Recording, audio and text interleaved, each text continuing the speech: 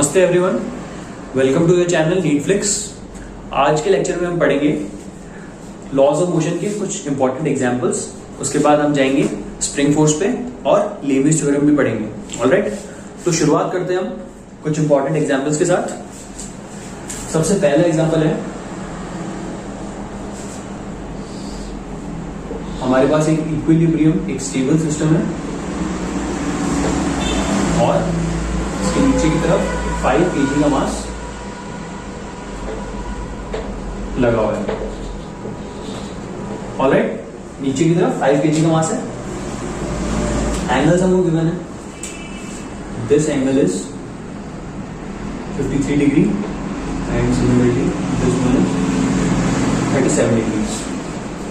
ठीक है, हमको बताना क्या है?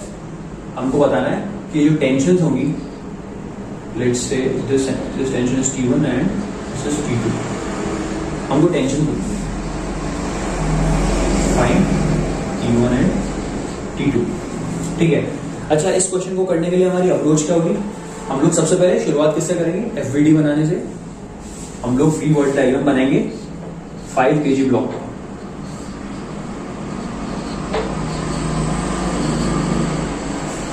फाइव kg ब्लॉक पे नीचे की तरफ अर्थ कितना फोर्स लगाएगी वो हमें गिवन है। इसका वेट कितना है? इसका वेट 50 न्यूटन्स, 50 लगाएगी ना, mg। और ये T1 है, this is T1 and this is T2। ठीक है, अच्छा, अगर ये एंगल 37 डिग्रीज है, सो टेल मी ये वाला एंगल कितना होगा? ये 37 है तो ये भी 37 होगा। और अगर ये 53 है तो ये वाला एंगल भी 53 होगा। राइट, T1 का हॉरिजॉन्टल में क्या कौन सा कंपोनेंट आएगा? कॉस कंपोनेंट या साइन कंपोनेंट? हमेशा कॉस कंपोनेंट आता है थीटा के साथ। सो यहां पे आ जाएगा T1 cos 37 डिग्री।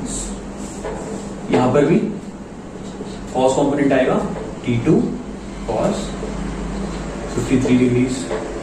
वर्टिकल की बात करें तो ऊपर की तरफ T1 का कंपोनेंट आएगा sign component T1 sin 37 and similarly T2 का भी एक कंपोनेंट आएगा। क्या आएगा? T2 sin 53।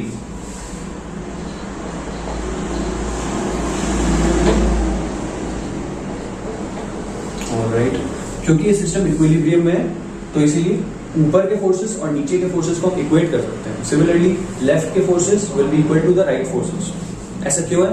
क्योंकि एक्स डायरेक्शन में कोई भी डिस्प्लेसमेंट नहीं हो रहा, ऑब्जेक्ट रेस्ट पे है। एक्स डायरेक्शन की बात करें तो सिमिलरली वाई डायरेक्शन में भी ऐसा ही है, ऑब्जेक्ट रेस्ट पे, ना वाई में मूव कर रहा है ना एक्स में, तो हम लोग इक्वेट कर सकते हैं। तो इसको कैसे लिखेंगे? T1 sin 37 degrees plus T2 sin 53 will be equal to 50 newtons. Easy. और हॉरिजॉन्टल में हम कैसे इक्वेट करेंगे? T2 cos 53 will be equal to T1 cos 37 degrees। All right, अब हम लोगों को यहां से T1 और T2 के बीच का इक्वेशन, उनके बीच का रिलेशन ढूंढना है। सो T1 by T2 will be equal to cos 53 degrees upon cos 37 degrees. cos 53 की वैल्यू क्या होती है? 3/5 एंड cos 37 डिग्रीज इज 4/5। तो यहां से T1 by T2 हमारा आ गया 3/4 आ गया ना। अच्छा, T1 को क्या लिख सकते हैं हम लोग?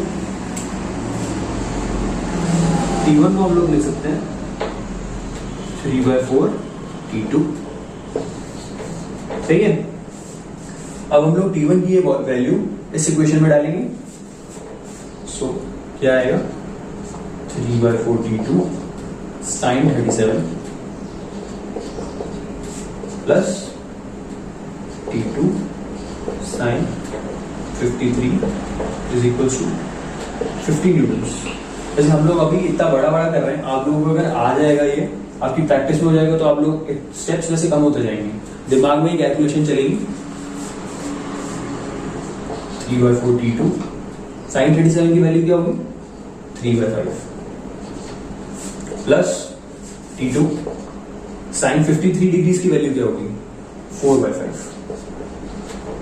ऑलराइट, यहाँ पर 50 आ जाएगा, यहाँ पर क्या होगा 5 और 20 और 5 सो 20 एलसीएम आ जाएगा और यहाँ पर 92 प्लस यहाँ पर क्या आएगा 16 T2, ठीक है ना, 4 into 4 16 T2 50, यहाँ पे आ जाएगा हमारा 25 T2 will be equals to 1000 and we get the value of T2 as 40 Newton's. अगर T2 की वैल्यू 40 न्यूटन्स आ गई है तो इस इक्वेशन में हम T2 की वैल्यू डालेंगे और D1 की वैल्यू पता कर लेंगे, यही करेंगे। तो 3/4 into T2 की वैल्यू क्या है 40 newtons, so our answer will be 30 newtons. T1 is 30 and T2 is 40 newtons. Moving on, अगले एग्जांपल पर आते हैं।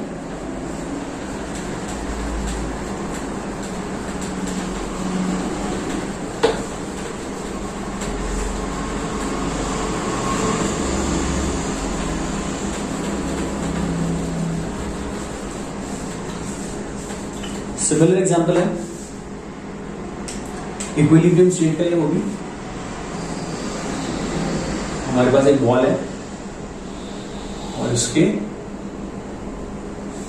दोनों तरफ वॉल से ही कॉन्टैक्ट में है। ऑलराइट, ये एंगल हमको दे रखा है, दिस एंगल इज 37 डिग्रीज।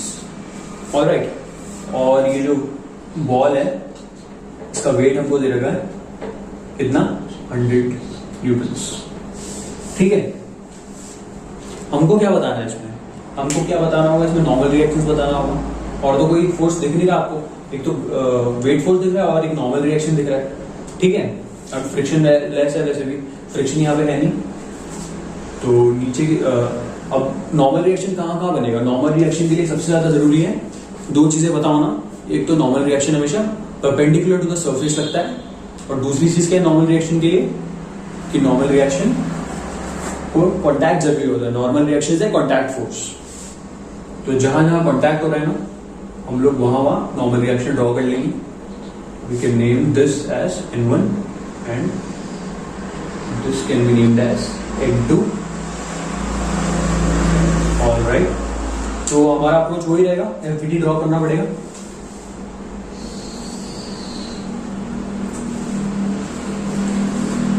नीचे अर्थ किस फोर्स से खींचेगी 100 न्यूटन्स, ये हो गया N1 और ये हो गया N2। ये एंगल 37 डिग्रीज है, तो इससे बाकी के एंगल पता लग सकते हैं। कैसे,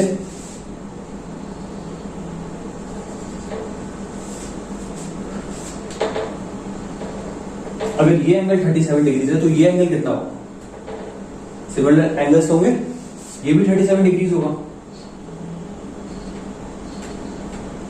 अगर ये 37 डिग्री होगा तो ये क्या होगा 90 माइनस 37, क्योंकि ये पूरा एंगल कितना है 90 डिग्री है ना, तो ये वाला एंगल कितना हो जाएगा 90 minus 37 that is 53 degrees.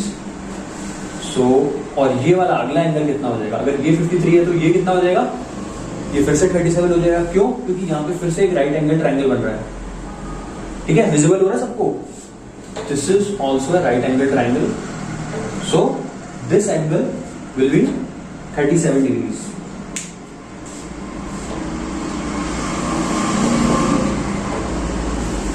Alright, N1 का ऊपर की तरफ कौन सा कंपोनेंट आएगा, ऊपर की तरफ N1 का आएगा कॉस कंपोनेंट, थीटा के साथ हमेशा कॉस कंपोनेंट आता है, N1 cos 37 डिग्रीज, और हॉरिजॉन्टल में N1 का आएगा cos sine component, N1 sine 37 degrees. ठीक है, सिमिलरली जैसे पिछले क्वेश्चन में किया था, क्योंकि यहां पर मूवमेंट नहीं है, ना ही एक्स डायरेक्शन में ना ही वाई डायरेक्शन में, तो हम लोग इक्वेट कर सकते हैं ऊपर के फोर्सेस को नीचे के फोर्सेस से, और लेफ्ट के फोर्सेस को राइट के फोर्सेस से। Alright, so will do that again. N1 cos 37 degrees is equals to 100 Newton's. cos 37 की वैल्यू क्या होती है? 4/5।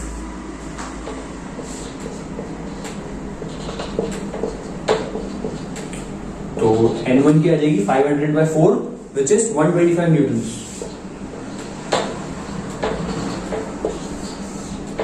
N1 आ गया हमारा 125 न्यूटन्स। अच्छा, अगर N1 आ गया तो दूसरी इक्वेशन क्या बनेगी? N2 की बनेगी। N2 is N1 sin 37। N1 अगर 125 है तो sin 37 की वैल्यू होती है 3/5। 5 ये 25 से चला जाएगा, 25 into 3 will be 75 Newton's. So we get the value of N2 as 75। और दोनों की वैल्यू मिल गई। आगे चलते हैं अगले एग्जाम्पल पे, उसके बाद लेवी थ्योरम और स्प्रिंग फोर्स पे आएंगे।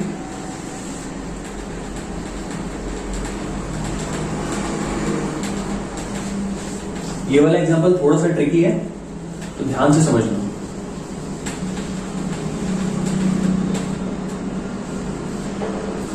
ऑलराइट,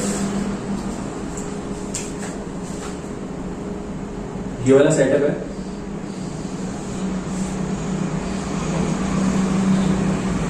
ये ब्लॉक है बी,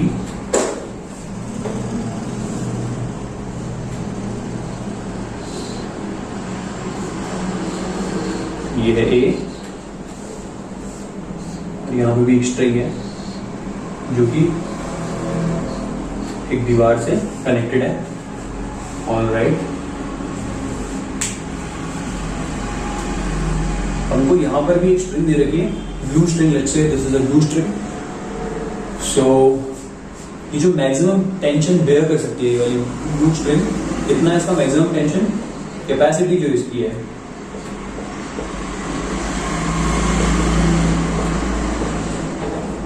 लेट्स से ये कर सकती है 150 न्यूटन्स। ऑलराइट, 150 न्यूटन्स ये स्ट्रिंग बेयर कर सकती है। ठीक है, मतलब अगर इससे ज्यादा हुआ तो क्या होगा? ये ब्रेक हो जाएगी। तो हमारा क्वेश्चन क्या है कि कितना मास ए का हो मैक्सिमम। ऑब्वियसली मैक्सिमम ही होगा ना, कम तो कर ही लेगी। मैक्सिमम कितना ज्यादा मास ए का हो कि स्ट्रिंग ब्रेक ना हो। मैक्सिमम कितना मास हो सकता है? So maximum mass of A so that blue string does not break. You can say that blue string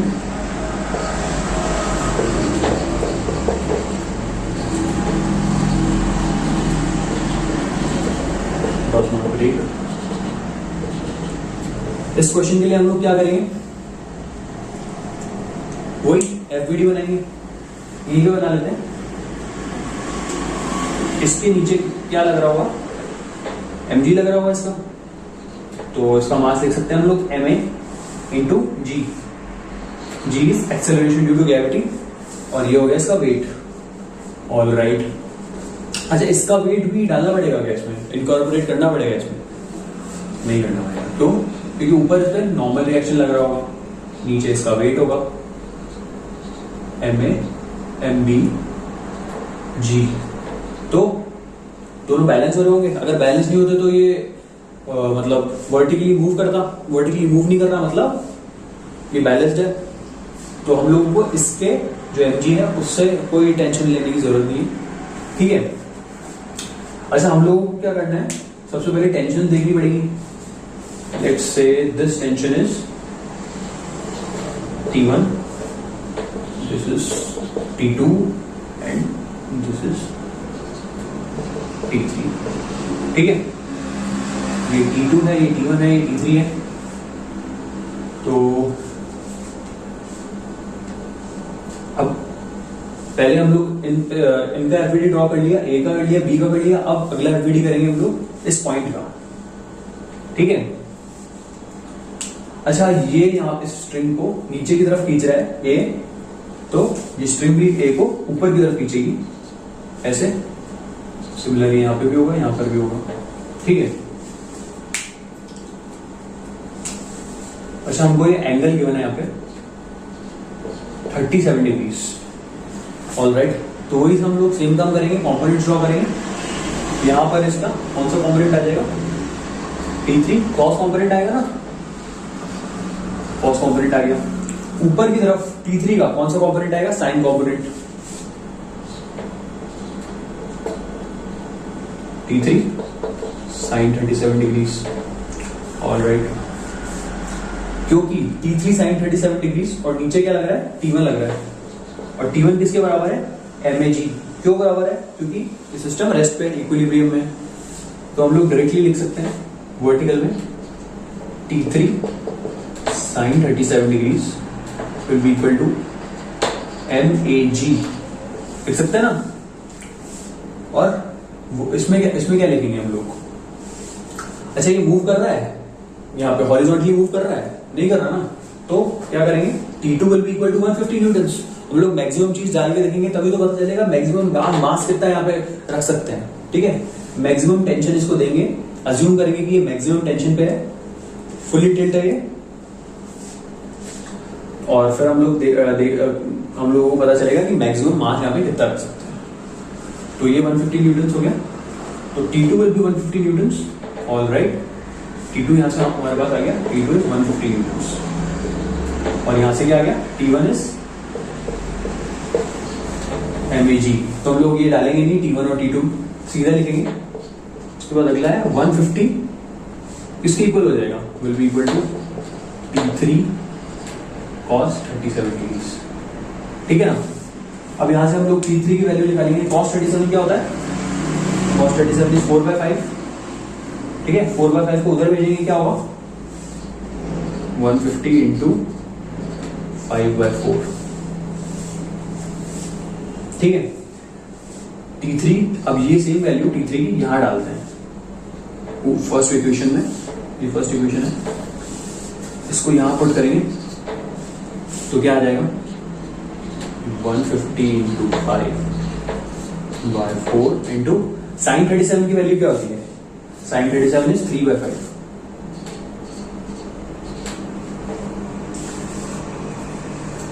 sign 37 is 3/5, तो 5 से 5 कैंसिल हो जाएगा। ठीक है, और हमको वैल्यू आ जाएगी MAG की, इक्वल्स टू MAG हो गया। अच्छा ये G को नीचे भेज देंगे। ठीक है, G की वैल्यू 10 होती है, इसको नीचे भेज दिया, 0 से 0 कैंसिल। 45/4 मतलब 10 से 10 कैंसिल। 45/4 कितना हो गया? ये 11.2। ठीक है, कितना है? केजी में आएगा ना मास तो। अच्छा केजी में जरूरी है क्या मास का आना?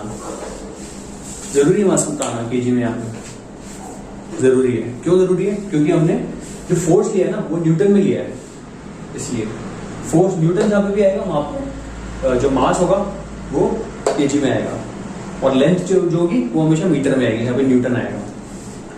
ठीक है, ये अच्छा हो गया। इसके बाद मैं आप लोगों को एक थ्योरम समझाता हूँ। काफी इजी है, दिखने में थोड़ी मुश्किल लगती है लेकिन है काफी इजी, और काफी आप लोगों के काम आएगी नीट में भी। और पहले जो AIPMT होता था उसकी भी काफी प्रॉब्लम्स इससे सॉल्व हो जाती थी आसानी से। ठीक है, इस थ्योरम का नाम है Lami's theorem. This theorem is called LAMI, Lami's theorem.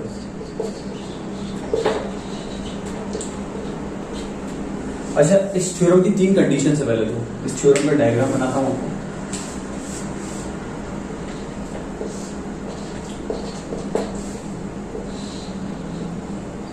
ये स्ट्रेट है, F2 नीचे की तरफ F3। ये जो एंगल है ये है अल्फा, दिस इज बीटा, और ये वाला जो एंगल है ये है गामा। ठीक है, लेबिस थ्योरम की 3 कंडीशन है बेसिकली। पहली कंडीशन तो ये है लेबिस थ्योरम की कि इसमें 3 फोर्सेस भी आ सकते हैं। ठीक है, 3 forces are allowed.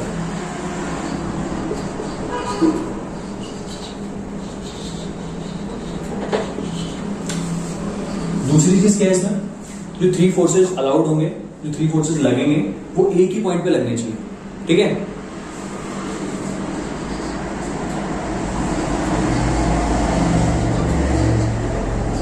At a common point लिख देंगे हम, एट अ कॉमन पॉइंट। तीसरी कंडीशन क्या है लेबिस थ्योरम की कि इक्विलिब्रियम मेंटेन्ड होना चाहिए। क्या होना चाहिए? Equilibrium must be maintained. अच्छा, इक्विलिब्रियम यहाँ पे मेंटेन्ड है क्या? मान लो कि ये कोई पार्टिकल है, यहाँ पे इक्विलिब्रियम मेंटेन्ड है, मूव नहीं कर रहा है, मूव नहीं कर रहा तो इक्विलिब्रियम मेंटेन्ड ही है। और कैसे देख सकते हैं? मैंने पहले बताया था, ट्रायंगल लॉ से देख सकते हैं। अगर ये हम लोग क्या करेंगे, ये F1 है, इसको ऐसे बना देंगे, ये हमारा है F2 और दिस इज F3। तो जो सारे वेक्टर्स हैं ये सारे एक ही डायरेक्शन में, एक ही ओरिएंटेशन में ऐसे जा रहे हैं क्लॉकवाइज। ठीक है ना, तो ऐसे देख सकते हैं हम लोग। तो नेट फोर्स 0 हो जाएगा, नेट फोर्स 0 हो जाएगा, F net will be 0। अच्छा, नेट फोर्स 0 होने का मतलब एक्सेलरेशन 0 है सिस्टम का, तो इसीलिए पता चल गया कि इक्विलिब्रियम है, मेंटेन्ड है यहाँ। तो ये 3 है, इसका सिंपल सा फॉर्मूला है, याद भी कर सकते हैं। लिख सकते हैं F1 on sin alpha is equals to F2 upon sin beta is equals to F3 upon sin gamma। ठीक है, अच्छा, इनका रिलेशनशिप क्या है, मतलब रिलेशन क्या है? F1 के नीचे मैंने अल्फा क्यों लिखा? क्यों? क्योंकि ये वाला जो एंगल है अल्फा, ये F1 के जस्ट सामने आ रहा है। ठीक है, सिमिलरली F3 के जस्ट सामने क्या आ रहा था? गामा, तो इसके नीचे गामा लिख दिया। सिमिलरली बीटा किसके सामने आ रहा था? F2 के। सो ऐसा होगा, इससे आप काफी सारी प्रॉब्लम्स को सॉल्व कर सकते हैं। ठीक है, ये याद करने की चीज है, ये कंडीशन ध्यान रखना, ये कंडीशन जब वो होंगी तभी ये चीज अप्लाई होती है। ऑलराइट,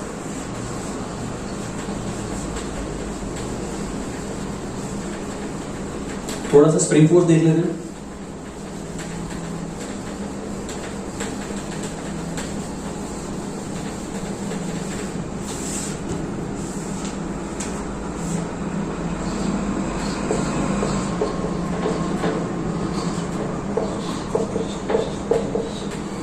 अच्छा, स्प्रिंग फोर्स है, इसको F लिख देते हैं, FS भी लिख सकते हैं, F से रिप्रेजेंट कर सकते हैं हम लोग। ठीक है, स्प्रिंग फोर्स का फॉर्मूला सभी को पता होगा, F इक्वल्स टू -kx, है ना?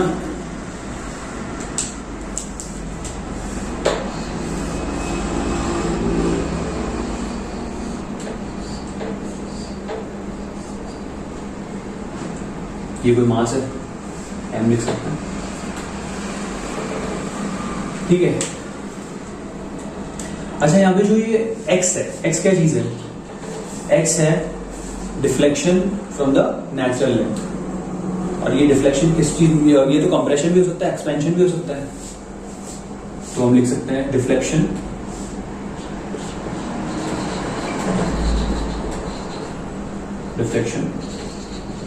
फ्रॉम द नेचुरल लेंथ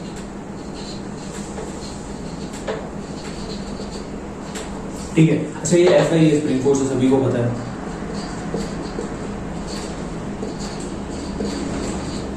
और ये जो K है, ये क्या है? Spring constant.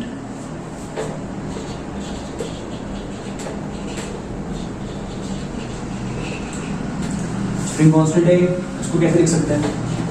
ये होता है फोर्स पर यूनिट लेंथ या फिर चेंज इन लेंथ। ठीक है, कि डिफ्लेक्शन चेंज है basically, this is the change from natural length, ठीक है। अच्छा ये सबसे जरूरी जो इसमें है वो है ये माइनस साइन यहाँ पे क्यों लगा हुआ है। माइनस साइन क्यों लगा हुआ है, क्योंकि ये क्या बताता है कि जो F है, जो स्प्रिंग फोर्स है, वो हमेशा कहाँ पे लगेगा, ऑपोजिट डायरेक्शन में लगेगा, किसके, एक्स के। एक्स के deflection from the natural length, मतलब अगर डिफ्लेक्शन इस तरफ होगा तो मतलब अगर इसे हम इस तरफ पुश करेंगे, अगर हमने इसे यहाँ पुश किया तो डिफ्लेक्शन कहाँ पे होगा, यहाँ पे। लेकिन स्प्रिंग फोर्स, स्प्रिंग उसको कहाँ पे पुश करेगी, इस तरफ पुश करेगी। स्प्रिंग थोड़ी अपनी नेचुरल लेंथ को छोड़ना चाहेगी। स्प्रिंग अगर कंप्रेस होगी तो वापस एक्सपैंड होना चाहिए, ठीक है, उसी को हम बोलेंगे स्प्रिंग फोर्स। अच्छा जो स्प्रिंग फोर्स है वो क्या है, एक तरीके का, एक तरीके का टेंशन ही है, ठीक है। Tension in the spring is called spring force, लिख सकते हैं, tension in the spring is called spring force. और ये माइनस साइन क्या बताता है, spring force always acts in the opposite direction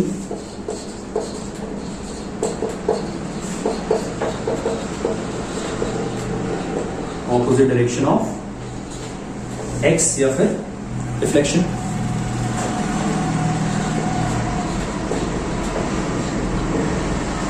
ठीक है, समझ आया आपको। अच्छा अब इसमें तीन कंडीशंस देखेंगे हम लोग स्प्रिंग फोर्स की,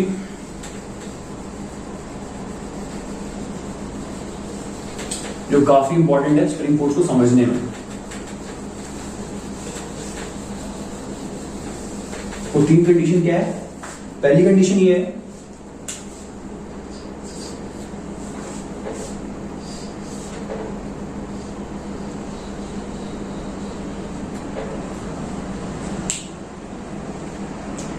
यहां हम उसको F फोर्स के साथ खींच रहे हैं, ठीक है। तो हमको दो चीजें बतानी है, एक तो स्प्रिंग में टेंशन कितना होगा, ठीक है। अच्छा इसमें टेंशन कितना होगा, इसमें टेंशन होगा F, ठीक है। F फोर्स लग रहा है तो F ही टेंशन होगा। और इसी की तरह अब मैं जी जो बताने वाला हूं उससे थोड़े बहुत लोग शॉक हो जाएंगे।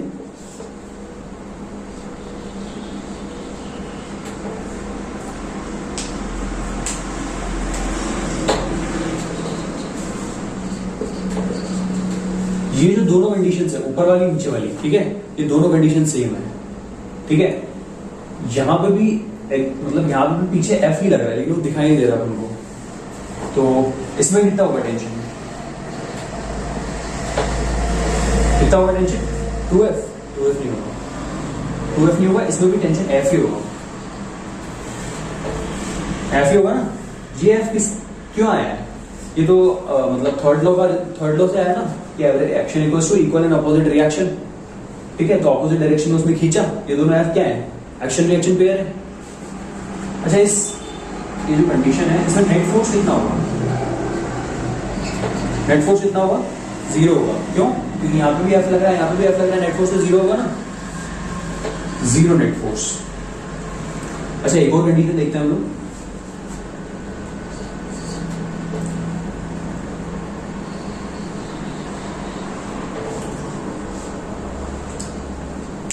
यहां पे लग रहा है फोर्स F, ठीक है। अच्छा इसमें नेट फोर्स कितना,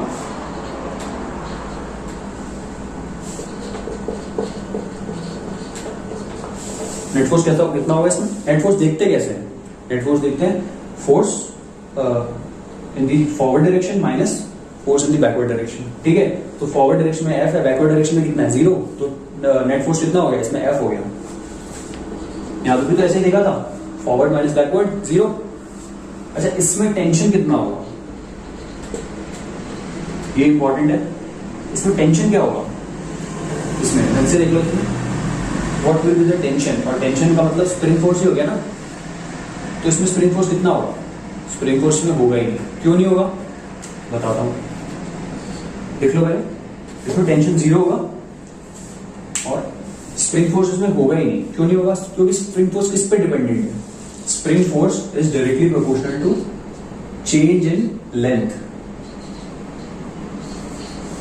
F is directly proportional to change in length, यहीं से आता है। F equals to minus K X, यहीं से आता है वो, ठीक है। मतलब अगर चेंज लेंथ में होगा तभी स्प्रिंग फोर्स एक्ट करेगा, अगर इसमें कोई चेंज नहीं है तो कोई स्प्रिंग फोर्स नहीं, ठीक है। समझ आया यहां तक? ऑलराइट, तो दोस्तों इसके बाद अगली क्लास में मिलते हैं। Bye bye.